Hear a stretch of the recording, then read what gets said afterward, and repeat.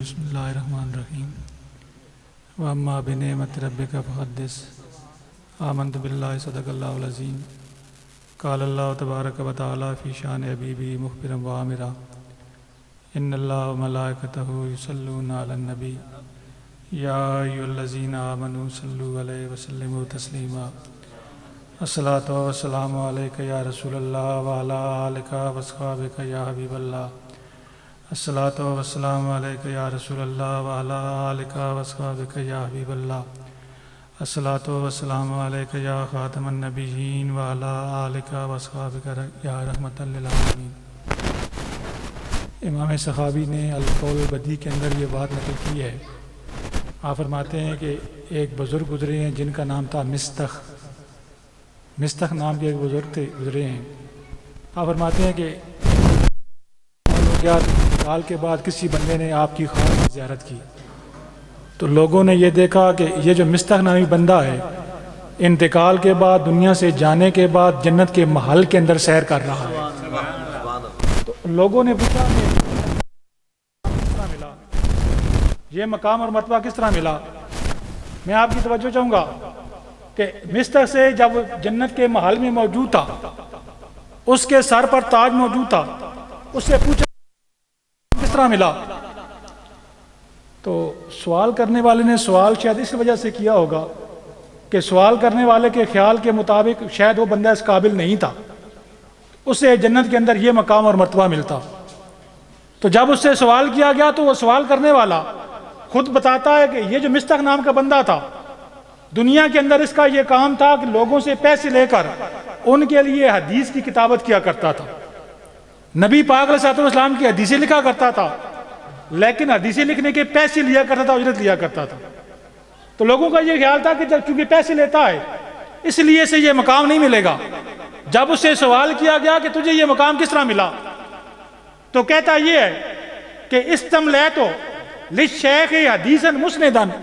کہ میرا یہ معمول تھا کہ میں دنیا کے اندر ایک بزرگ کے لیے نبی پاک کی حدیثیں لکھا کرتا تھا۔ کیا کرتا تھا؟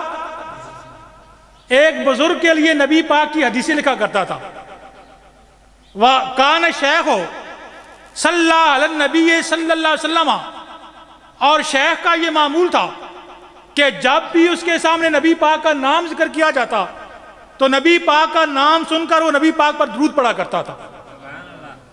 اور کہتا یہ ہے کہ وَأَنَا صَلَّيْتُ مَعَهُ، جب وہ بزرگ وہ شیخ نبی پاک پر درود پڑتا تو میں بھی اس کے ساتھ درود پڑا کرتا تھا۔ یعنی وہ جو بزرگ تھے جن کے لیے میں حدیثیں لکھا کرتا تھا، جب وہ نبی پاک کا نام سنتے تو نبی پاک پر درود پڑھتے، اور ان کے درود کے ساتھ میں بھی درود پڑا کرتا تھا۔ تو لوگوں نے سمجھا کہ شاید اس وجہ سے تجھے جنت مل گئی ہے کہ تو نبی پاک پر درود پڑا کرتا تھا۔ کہتا یہ ہے کہ یہ وجہ نہیں ہے، بلکہ وجہ یہ ہے کہ اذا صلیت علی النبی صلی اللہ علیہ وسلم رفعت صوتی، کہ میرا یہ معمول تھا کہ جب میں نبی پاک پر درود پڑا کرتا تھا باقی لوگ آہستہ آواز سے پڑا کرتے تھے اور میں اونچی آواز سے درود پڑا کرتا تھا۔ یعنی حدیث کے اندر یہ الفاظ موجود ہیں، رفعت صوتی، نبی پاک پر درود پڑھنے کے لیے میں اپنی آواز کو باقی لوگوں سے بلند کر دیا کرتا تھا۔ تو جب میں نے نبی پاک علیہ السلام پر اونچی آواز سے درود پڑھا، غفر اللہ لہو، اللہ نے مجھے بخش دیا۔ تو لوگوں نے پوچھا کہ کیا صرف یہی تک ہے؟ کہتا یہ نہیں ہے، نہیں یہاں تک نہیں ہے، بلکہ جب میں نبی پاک پر درود پڑھا کرتا تھا، سامع آل المجلس، سامع آل المجلس، میرا درود سن کر میرے سامنے مجلس میں جتنے بھی بندے ہوا کرتے تھے وہ سارے درود پڑھا کرتے تھے۔ تو اللہ تعالیٰ نے صرف مجھے بخشا نہیں ہے، صرف مجھے جنت عطا نہیں کی، بلکہ اہل مجلس میں سے اللہ تعالیٰ نے درود پڑھنے کی وجہ سے ہر بندے کی بخشش فرما دی ہے۔ اور پھر چونکہ ٹائم زیادہ نہیں ہے میرے پاس، تو قاری امداد صاحب نے اپنی والدہ کی سال ثواب کے لیے اس پروگرام کا انعقاد کیا ہے، تو میں اسی حوالے سے ایک واقعہ پیش کرنا چاہتا ہوں کہ جس میں نیک والدین کا ذکر بھی آئے گا اور ان کی نیک اولاد کا ذکر بھی آئے گا۔ بڑا مشہور واقعہ ہے، ایک بزرگ گزرے ہیں جن کا نام ہے محمد بن اسماعیل الجزولی، اور انہوں نے کتاب لکھی ہے جس کا نام ہے دلائل الخیرات۔ اور مزے کی بات یہ ہے کہ یہ جو دلائل الخیرات ہے یہ ہر طبقہ فکر کے لوگ پڑھتے ہیں، ہمارے اہل سنت بھی پڑھتے ہیں، اور ہمارے علاوہ جو باقی مکاتب کے لوگ ہیں وہ بھی اس کتاب کو پڑھتے ہیں۔ دلائل الخیرات کتاب ہے، اور یہ وہ کتاب ہے جس کے اندر 72 طریقوں سے نبی پاک پر درود پڑھنے کا لکھا گیا ہے۔ 72 طریقے لکھے گئے نبی پاک پر درود پڑھنے کے۔ تو آپ سے کسی بندے نے پوچھا کہ محمد بن اسماعیل جزولی آپ نے یہ کتاب کیوں لکھی ہے، کتاب لکھنے کا سبب کیا ہے؟ تو کہتے یہ ہیں کہ ہوا اس طرح کہ میں ایک دن، چونکہ آپ مصر کے رہنے والے تھے، تو کہتے یہ ہے کہ میں ایک دن مصر سے باہر کسی گاؤں میں سیر کرنے کے لیے گیا، تو جب میں وہاں پہنچا تو عصر کی نماز کا وقت ہو گیا۔ اب میں نے چونکہ وضو کرنا تھا تو وضو کرنے کے لیے میں پانی تلاش کرتے کرتے ایک ایسے کنویں پر پہنچ گیا جس کے اوپر رسی اور ڈول موجود نہیں تھا۔ کہتے یہ ہیں کہ میں نے دیکھا کنواں بھی موجود ہے، کنویں کے اندر پانی بھی ہے، لیکن پانی نکالنے کے لیے کنویں پر ڈول موجود نہیں ہے۔ تو اب میں پریشان ہو گیا، حیران ہو گیا کہ کنویں سے پانی کس طرح نکالوں گا۔ میں پریشانی کی حالت میں وہاں کھڑا تھا تو میں نے دیکھا کہ جو ساتھ والا گھر ہے اس کی چھت کے اوپر ایک 6 یا 7 سال کی بچی کھڑی ہے۔ وہ مجھے دیکھ کر پوچھتی ہے کہ بابا جی آپ پریشان کیوں ہیں؟ تو میں نے کہا کہ بیٹی پریشان اس لیے ہوں، عصر کی نماز کا وقت ہو چکا ہے، میں نے وضو کرنا ہے، وضو کے لیے پانی کی ضرورت ہے، پانی تو موجود ہے لیکن نکالنے کا کوئی طریقہ نہیں ہے۔ تو لڑکی مجھے دیکھ کر مسکراتی ہے اور بڑا لطیف جواب دیتی ہے۔ لڑکی کہتی ہے انت الذی یسنا بالخیر، آپ تو وہ بزرگ ہیں جن کی ولایت کا جو چرچا ہے پورے مصر کے اندر ہے، سارا مصر یہ کہتا ہے کہ آپ تو بڑے بڑے بزرگ اور بڑے ولی ہیں۔ اتنا بڑا ولی ہو کر، اتنا بڑا عالم ہو کر پریشانی یہ ہے کہ کنویں سے پانی کس طرح نکلے گا؟ آپ فرماتے ہیں کہ ہاں میں پریشان ہوں اس بات پر۔ تو جب میں نے یہ بات کی نا تو وہ بزرگ یہ کہتے ہیں کہ لڑکی تھوڑا کنویں کے قریب آئی، نیچے جھکی اور جھک کر لڑکی نے کنویں کے اندر تھوک دیا۔ وہ محمد بن اسماعیل جزولی یہ کہتے ہیں کہ اللہ کی قسم ہے میں یہ اندازہ نہیں کر سکا کہ لڑکی کی تھوک پہلے پانی بھی پہنچی ہے یا پانی ابل کر پہلے باہر آیا ہے۔ کہتے ہیں کہ اللہ کی قسم میں یہ نہیں بتا سکتا، مجھے اندازہ نہیں ہوا کہ تھوک پہلے پانی میں پہنچی یا پانی باہر نکل کر پہلے آیا۔ تو جب پانی باہر آ گیا تو لڑکی مجھے کہتی ہے کہ بابا جی لے وضو کریں، آپ کی پریشانی دور ہو گئی ہے۔ تو محمد اسماعیل کہتے ہیں کہ مجھے وضو شروع بھول گیا، میں لڑکی طرف متوجہ ہوا اور میں نے اسے کہا وَأَيْمُ اللَّهِ بِمَا نِلْتِ هَذِهِ الْمَنْزِلَةِ، اے بیٹی تجھے اللہ کی قسم ہے مجھے بتا تو نے یہ مقام کس طرح حاصل کیا، تجھے یہ مقام کیسے ملا کہ 6 یا 7 سال تیری عمر ہے اور تیرا یہ مقام اور مرتبہ ہے کہ تو پانی میں تھوکتی ہے، تھوک تیری پانی میں پہنچتے ہی پانی فوارہ بن کر کنویں سے باہر آ جاتا ہے، بیٹی مجھے بتا یہ مقام تو نے کس طرح حاصل کیا۔ تو آگے سے لڑکی جواب دیتی ہے کہ والذی نفسی بیدہ، مجھے قسم ہے اس ذات کی جس کے قبضے کے اندر میری جان ہے، بکثرت صلاۃ علی النبی صلی اللہ علیہ وسلم، میں نے یہ مقام اور شان نبی پاک پر کثرت سے درود پڑھ کے حاصل کیا ہے۔ کس طرح یہ مقام حاصل کیا ہے؟ نبی پاک علیہ السلام پر کثرت سے درود پڑھ کے۔ کہتا یہ ہے کہ بزرگ یہ کہتے ہیں کہ پھر لڑکی مجھے مخاطب کرتی ہے اور پوچھتی ہے کہ بابا جی کیا آپ اس ہستی کو جانتے ہیں جن پر درود پڑھنے سے بندے کو یہ مقام ملتا ہے، کیا ان کا تعارف ہے؟ تو میں کہتا ہوں کہ بیٹی جانتا تو ہوں لیکن تیری زبان سے سننا چاہتا ہوں۔ جانتا ہوں، مجھے ان کا پتہ ہے، لیکن خواہش یہ ہے کہ بیٹی تو بتا کہ ان کی شان کیا ہے۔ اب لڑکی پھر کلام کرتی ہے اور لڑکی یہ کہتی ہے کہ وہ ہیں اذا مشا فی البر الاکفر، کہ وہ ہیں جب وہ جنگل کے اندر چلتے ہیں، تعلقت الازیال ہو، تعلقت الوحوش ہو بیازیالہ، جنگل کے جو درندے ہیں وہ اپنی جھاڑیوں سے نکل کر ان کے پاؤں کے بوسے لیتے ہیں۔ وہ ہستی ہیں کہ جب وہ کسی ویران جنگل میں چلے جاتے ہیں تو جنگل کے درندے بھی ان کے پاؤں کے بوسے لیتے ہیں۔ یہ وہ ہستی ہیں۔ تو وہ کہتے ہیں کہ محمد اسماعیل سلو کہتے ہیں کہ میں سوچنے لگا کہ 6 یا 7 سال کی یہ لڑکی ہے، اگر اس کی یہ شان ہے تو جس ماں نے اس کی تربیت کی ہوگی، سبحان اللہ سبحان اللہ، جس ماں نے اس بچی کی تربیت کی ہوگی، میں چونکہ بات کر رہا تھا قاری امداد صاحب کی کہ انہوں نے اپنی والدہ کی سال ثواب کے لیے اس پروگرام کا انعقاد کیا ہے، تو اگر 6 یا 7 سال کی بچی کا یہ مقام ہے تو پھر اس ماں کا کیا مقام ہوگا جس نے اس بچی کی تربیت کی ہے۔ اگر آج کوئی اپنے والدین کو زندہ رکھتا ہے، ان کے اصالہ ثواب کے لیے اس قسم کی محفل کا اہتمام کرتا ہے، تو لازمی بات ہے اس کے اندر اس کے والدین کی پرورش کا پورا ہاتھ ہوگا۔ اگر آج قاری امداد صاحب اپنے والدین کی اصالہ ثواب کے لیے محفل میلاد کا انعقاد کر رہے ہیں تو اس کا پورا جو اجر و ثواب ہے وہ جس طرح ان کو ملتا ہے اسی طرح ان کے والدین کو بھی ملتا ہے۔ اور پھر اصل میں مسئلہ یہ ہے کہ میں نے قاری صاحب کو یہ بتایا تھا کہ میں ایک ولیمے سے پوچھنا مڑ کے وہ جو ٹائم میں نہ تھا اس ٹائم اتنے ہو گیا۔ بہرحال میں اب چونکہ آپ مائک پہ آ کے 2 باتیں کروں گا، اسی حوالے سے 2 حدیث پیش کرتا ہوں درود السلام کے حوالے سے۔ نبی پاک علیہ السلام کا فرمان ہے، امام حاکم نے المستدرک کے اندر یہ حدیث نقل کی ہے کہ نبی پاک علیہ السلام ایک دن مسجد نبوی میں بیٹھے ہوئے تھے کہ باہر سے ایک آدمی اونٹی پر سوار ہو کر آیا، اس نے اپنی اونٹی کو مسجد نبوی کے دروازے پر باندھا اور خود نبی پاک کی بارگاہ میں حاضر ہو گیا، اور حاضر ہو کر نبی پاک سے اس نے دین کے بارے میں کچھ سوالات کیے۔ جب وہ دین کے بارے میں سوالات کر رہا تھا، پوچھ رہا تھا، باہر سے ایک بندہ اور کہا کہ یا رسول اللہ صلی اللہ علیہ وسلم، یہ جو بندہ آپ کے سامنے بیٹھ کر دین کے بارے میں سوال کر رہا ہے یہ چور ہے، اس نے اونٹی چوری کی ہے۔ اب جب نبی پاک کو یہ بتایا گیا کہ دین کے بارے میں سوال کر رہا ہے، دین کے بارے میں پوچھ رہا ہے لیکن اونٹی چوری کر کے آیا ہے،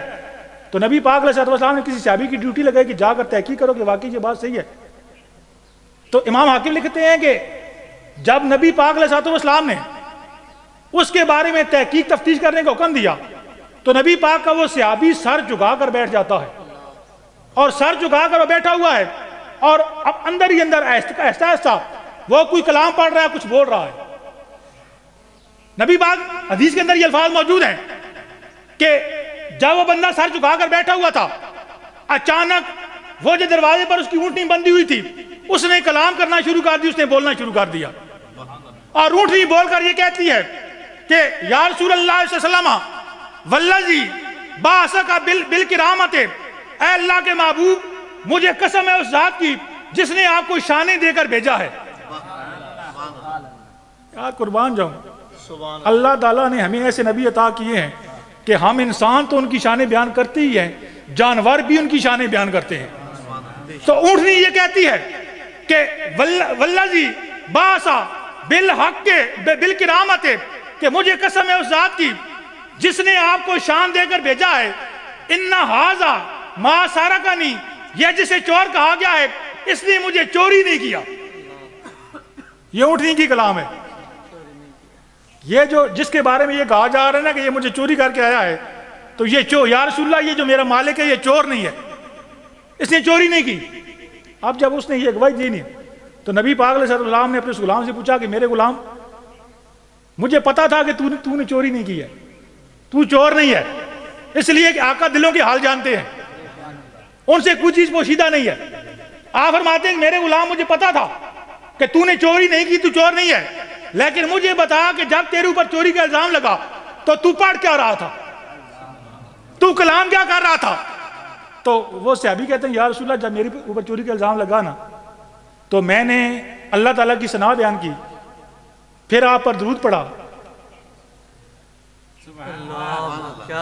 پھر آپ پر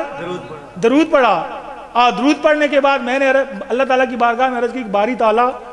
تیرے محبوب کے غلام پر الزام لگا ہے، اب یہ تیرے محبوب کی عزت کا سوال ہے، چونکہ میں ان کا کلمہ پڑھنے والا ہوں، اب بات میری عزت یا شان کی نہیں ہے، بات تیرے محبوب کی عزت کی ہے، میں ان کی بارگاہ میں بیٹھا ہوا ہوں، ان کا کلمہ پڑھنے والا ان کا غلام ہوں، اگر میرے اوپر چوری کا الزام ثابت ہو جاتا ہے تو یہ تیرے محبوب کی شان میں کمی آئے گی۔ اب جب میں نے یہ کلام کی نا تو اللہ تعالیٰ نے اونٹنی کو زبان عطا کی اور اونٹنی نے بول کر گواہی دی کہ یا رسول اللہ یہ چور نہیں ہے۔ اب جب یہ بات ہو چکی تو نبی پاک علیہ الصلوۃ والسلام نے اپنے اس غلام کو مخاطب کر کے فرمایا کہ میرے غلام، جب تو زبان سے کلام کر رہا تھا تو میں نے آسمانوں پر دیکھا کہ کئی سینکڑوں فرشتے تھے جو آسمان سے تیزی سے نیچے آ رہے تھے، اور ان میں سے ہر ایک کوشش کر رہا تھا ایہم یکتب مقالتک، کہ یہ جو تو کلام کر رہا ہے ان میں سے کون ہوگا جو اسے لکھ کر اللہ کی بارگاہ میں پیش کرے گا، ان میں سے کون ہوگا جو اسے لکھ کر کیا کرے گا، اللہ تعالیٰ کی بارگاہ میں پیش کرے گا۔ اور نبی پاک علیہ الصلوۃ والسلام نے فرمایا کہ اے میرے غلام، اکثر الصلاۃ علیہ ولا تترک الصلاۃ، کہ یاد رکھنا کثرت سے مجھ پر درود پڑھتے رہنا اور کبھی سے ترک نہ کرنا، کبھی سے چھوڑنا نہیں، اس لیے کہ اگر تجھے یہ کامیابی ملی ہے، تجھے یہ شان ملی ہے تو صرف درود و سلام پڑھنے کی وجہ سے ملی ہے۔ اور پھر میرے ذہن میں سلطان عبدالحمید کا وہ واقعہ بھی آ رہا ہے کہ سلطنت عثمانیہ کا جو مشہور بادشاہ سلطان عبدالحمید گزرا ہے، ایک دن ایک بندہ اس کے دربار میں آتا ہے اور کہتا ہے کہ بادشاہ نے میرا ادھار دینا ہے، قرض دینا ہے، توجہ چاہوں گا آپ کی۔ بندہ آ کر دروازے پر یہ کہتا ہے کہ یہ سلطان عبدالحمید ہے، اس نے میرا ادھار دینا ہے۔ دربان بڑا حیران ہوتا ہے کہ پوری سلطنت کا بادشاہ ہے اور قرض لینے کے لیے عام رعایا میں سے ایک بندہ کہتا ہے یہ کس نے میرا ادھار دینا ہے۔ بادشاہ کو جب پتہ چلتا ہے کہ بعد دروازے پر بندہ کھڑا ہے جس کا دعویٰ یہ ہے کہ بادشاہ نے اس کا ادھار دینا ہے، یہ وہ دعویٰ کر رہا ہے۔ سلطان عبدالحمید کہتا ہے کہ اسے میرے دربار میں پیش کیا جائے۔ جب بندہ دربار میں آتا ہے، سلطان سے پوچھتا ہے کہ بتا میں نے تیرا ادھار کس طرح دینا ہے، تو کہتا ہے کہ سلطان عبدالحمید مجھے رات نبی پاک کی زیارت ہوئی ہے، مجھے خواب میں نبی پاک کی زیارت ہوئی ہے، میں پریشان تھا، بھوک میں مبتلا تھا، مجھے پیسوں کی ضرورت تھی، نبی پاک نے مجھے فرمایا کہ صبح سلطان کے دربار میں چلے جانا اور جا کر سلام دینا۔ یہاں جو نبی پاک کے الفاظ تھے وہ میں آپ کو بتانا چاہتا ہوں۔ وہ جو قرضہ مانگنے کے لیے آیا تھا وہ یہ کہتا ہے کہ نبی پاک نے مجھے فرمایا تھا کہ صبح بادشاہ کے دربار میں جانا، وَقُلْ لِحَمِيدِنَا، اور ہمارے حمید سے اس طرح کہنا، قُلْ لِحَمِيدِنَا، ہمارے حمید سے اس طرح کہنا۔ اب جب اس نے یہ الفاظ بولے نا تو سلطان عبدالحمید سے کہتا ہے کہ ٹھہر جا، رک جا، خاموش ہو جا۔ سلطان اندر جاتا ہے، وہاں سے 1000 دینار کی تھیلی لے کر آتا ہے، آ کر اس بندے کے سامنے پیش کرتا ہے اور پھر اس سے پوچھتا ہے کہ یار مجھے یہ بتانا نبی پاک نے کیا فرمایا تھا، نبی پاک کے وہ الفاظ کیا تھے، مجھے بتانا۔ وہ بندہ پھر کہتا ہے کہ رات مجھے خواب میں نبی پاک کی زیارت ہوئی، نبی پاک نے فرمایا تھا کہ صبح بادشاہ کے دربار میں جانا، وَقُلْ لِحَمِيدِنَا، ہمارے حمید سے کہنا۔ بادشاہ کہتا ہے کہ ٹھہر جا، رک جا۔ بادشاہ اندر جاتا ہے، 1000 دینار کی تھیلی لے کر آتا ہے، اس کی خدمت میں پیش کر کے پھر اس سے کہتا ہے یار بتانا نبی پاک نے کیا کہا تھا، بتانا ذرا نبی پاک نے کیا فرمایا تھا۔ وہ ساری کہانی پھر پڑھتا ہے کہ رات مجھے خواب میں نبی پاک کی زیارت ہوئی، میں پریشان تھا، پیسوں کی ضرورت تھی، نبی پاک نے فرمایا کہ بادشاہ کے دربار میں چلے جانا اور جا کر کہنا کہ نبی پاک نے کہا ہے کل لحمیدنا۔ جب وہ ان الفاظ میں پہنچتا ہے تو بادشاہ اسے کہتا ہے ٹھہر جا، خاموش ہو جا۔ بادشاہ کا جو دربان تھا وہ اس بندے سے مخاطب ہو کر کہتا ہے کہ اے فلاں بندے، کیا تیری حاجت پوری نہیں ہو گئی؟ وہ کہتا ہے کہ ہاں میری حاجت پوری ہو گئی ہے۔ دربان سے کہتا ہے کہ اب جاؤ۔ تو سلطان عبدالحمید سے کہتا ہے کہ تجھے کیا پریشانی ہے؟ وہ کہتا یہ ہے کہ بادشاہ سلام، مجھے پریشانی یہ ہے کہ اگر یہ اس طرح کلام کرتا رہا آپ پوری حکومت اس کے حوالے کر دیں گے۔ تو جو نبی پاک علیہ الصلوۃ والسلام کے عاشق ہوتے ہیں، نبی پاک کے غلام ہوتے ہیں، وہ اس طرح نبی پاک علیہ الصلوۃ والسلام کی محبت میں ہر چیز قربان کرتے ہیں۔ بس آخری حدیث پیش کرتا ہوں، نبی پاک علیہ الصلوۃ والسلام کا فرمان، وہ قرآن پاک کی آیت ہے نا کہ وَإِن مِّنكُمْ إِلَّا وَارِدُهَا، یہ جو قرآن پاک کی آیت ہے اس کی تفسیر کرتی ہوئی یہ بات نقل کی گئی ہے کہ یہ پل صراط کے بارے میں قرآن پاک کی یہ آیت ہے کہ وہ جو پل صراط ہے اس پل صراط کے اوپر سے ہر ایک چیز کو گزرنا ہوگا۔ جب نبی پاک علیہ الصلوۃ والسلام نے قرآن پاک کی یہ آیت پڑھی تو آیت پڑھ کر آپ پل صراط کے بارے میں سوچ کر، وہ پل صراط کے بارے میں صرف علماء بیان کرتے رہتے ہیں کہ وہ بال سے زیادہ باریک ہے اور تلوار سے زیادہ تیز ہے، تو اس کے بارے میں آپ نے سوچا اور پھر یہ سوچا کہ میرے ہر غلام کو اس کے اوپر سے گزرنا ہوگا۔ نبی پاک علیہ الصلوۃ والسلام پریشان ہوئے۔ جب آپ پریشان ہوئے نا تو آپ کی بارگاہ میں چاروں جو عزت والے شان والے فرشتے ہیں وہ چاروں حاضر ہوئے اور حاضر کو پوچھا کہ یا رسول اللہ آپ کیوں پریشان ہیں؟ تو نبی پاک نے فرمایا کہ میں نے یہ پڑھا ہے اس طرح ہوگا، اس وجہ سے میں پریشان ہوں، میں جو بات کو مصر کر رہا ہوں۔ جب نبی پاک نے اپنی پریشانی کا اظہار کیا تو جبرائیل آگے ہے اور نے عرض کی یا رسول اللہ صلی اللہ علیہ وسلم اپنے غلاموں کو بتا دیجئے کہ من صلی علیک فی کل یوم 10 مرات، کہ آپ کا کوئی بھی امتی جو روزانہ آپ پر 10 مرتبہ درود پڑے گا، انا آخذ بیدہ، انا آخذ بیدہ وامر علی الصراط کالبرق الہاتف، کہ میں اس کا ہاتھ پکڑوں گا اور ہاتھ پکڑ کر میں اسے پل صراط سے اس طرح گزاروں گا جس طرح کی چمکنے والی بجلی ہوتی ہے۔ یعنی جو بھی آپ کا غلام، آپ کا کلمہ پڑھنے والا روزانہ آپ پر 10 مرتبہ درود پڑھے گا، درود پڑھنے کا فائدہ یہ ہوگا کہ جب اس کا پل صراط سے گزرنے کا ٹائم آئے گا، میں جبرائیل جا کر اس کے ہاتھ سے پکڑوں گا اور اسے بجلی کی طرح وہاں سے گزار دوں گا۔ اب اس کے بعد دوسرا فرشتہ اسرافیل آگے بڑھتا ہے اور اسرافیل یہ کہتا ہے کہ یا رسول اللہ صلی اللہ علیہ وسلم اپنے امتیوں کو بتا دیجئے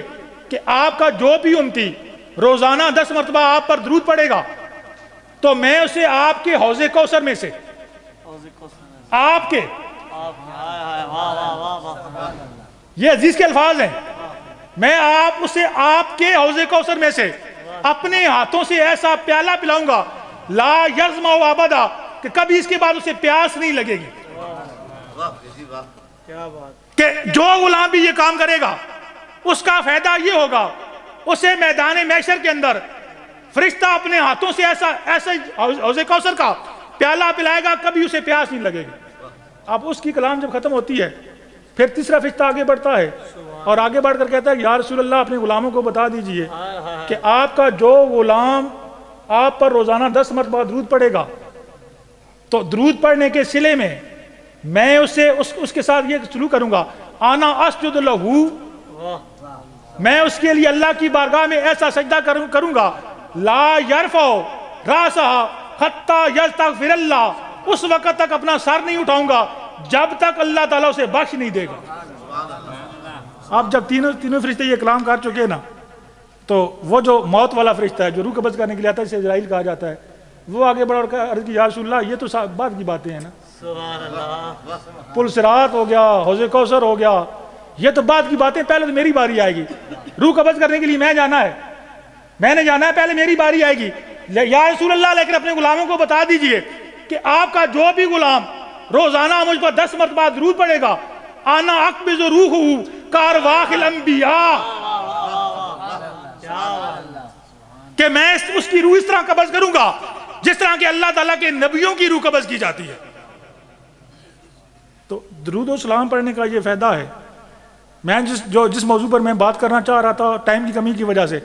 میں اس موضوع پر بات نہیں کر سکا۔ دعا اللہ تعالیٰ عمل کرنے کی توفیق دے، یا زندہ سو باقی پھر کبھی سے۔ واخر دعوانا